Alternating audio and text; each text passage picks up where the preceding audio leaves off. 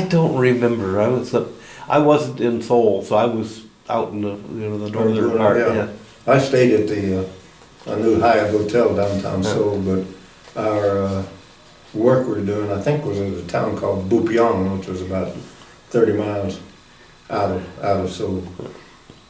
But on the day off, they had this village that Korea had put up to show their life in days gone by.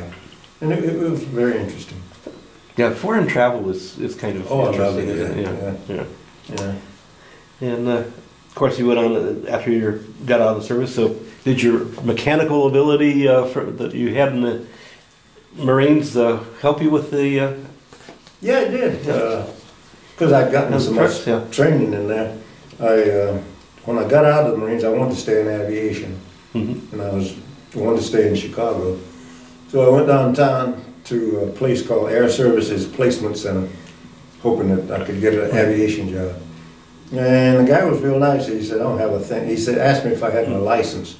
And I said, "No, I didn't have them yet. I was going to get them." He said, "Well, I can't do a thing for you without a license." But he said, "I've got something that might interest you." And he said, the White Motor Company is looking for interested people to go in training as a service manager.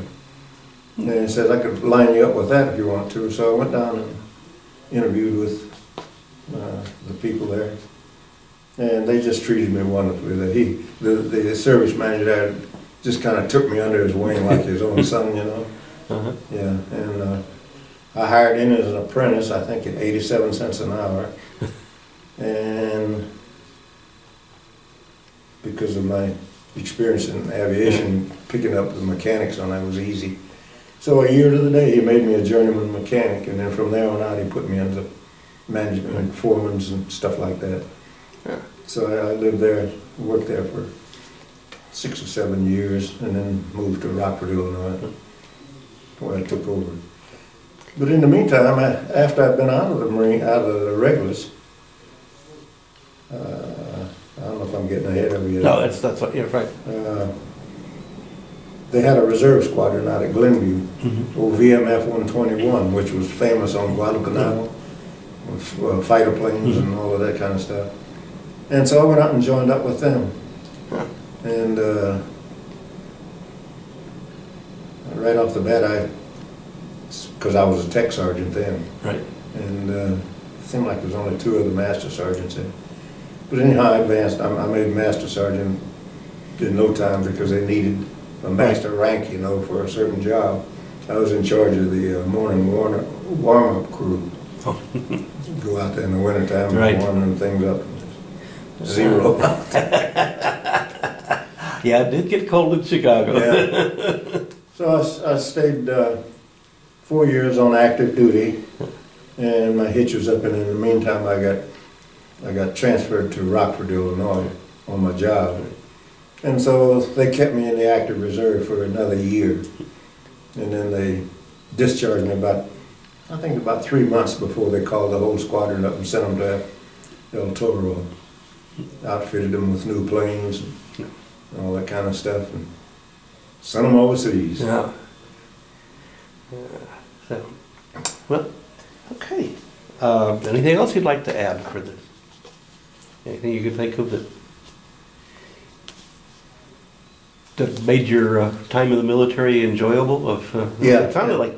Yeah, the only time the military ticked me off was, you know, when in between assignments, you get assigned to a base and you go on what I call shit details. Well, casual status. So yeah, yeah, they give you anything that they picking up cigarette butts, just particularly if it was a general going to come on board, he had to make the place spot, and that used to tick me off because at that time I was a staff or a tech sergeant, and that just didn't rub me the right way. But that's the only time I got. Yeah.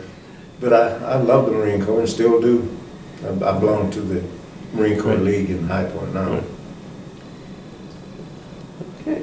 It was like I say, the Marine Corps was the most influential thing in my life. Well, that's good. In fact, I told my kids, you know, they fuss about war and fighting and all that kind of stuff like that. I said, well, now, just a darn minute there. If that World War II hadn't happened, you wouldn't exist. They said, what do you mean? I said, I've never gone to Chicago and met your mother. Yep. And so we got married then. We had 5 children. Oh. Yeah, now I got 11 grandchildren. Oh, wow. But I can attribute that to the Marine Corps too, you see. How? Well, then sending you to Chicago where you got to meet her? Chicago where I met my... Right. I didn't know her when I went there. In fact, I was lucky. The various schools that I went to, I guess it was because 2 things. One, my past experience already on the planes, right, on the engines. And second thing, I had a good mechanical aptitude. So I was fortunate in both of the schools in Chicago there, I was top man in the class. And that's how I met my wife. I met her at the USO. So she came down to play the piano for sing-along and stuff like that.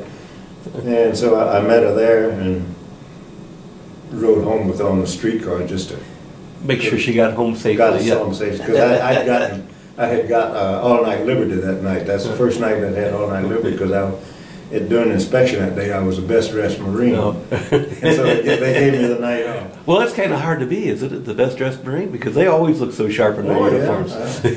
Well, but I got it that day, yeah. And so then, because I was going to graduate the next week, I called her up later on and said, oh, you want to come to my graduation? So she did, and that was the beginning of it. We were married a year later. Okay. Well, you know what I forgot to do is I forgot to have you introduce yourself at the beginning of this.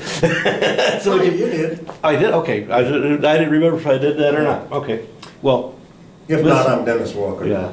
Mr. Walker, I want to thank you for 2 things. Number 1, I want to thank you for coming in today and giving us this interview. And also, I want to thank you for your service to our country. Well, thank you. It was my pleasure. I wouldn't have had it any other way. Thank you. It's very interesting. Yeah. Hey.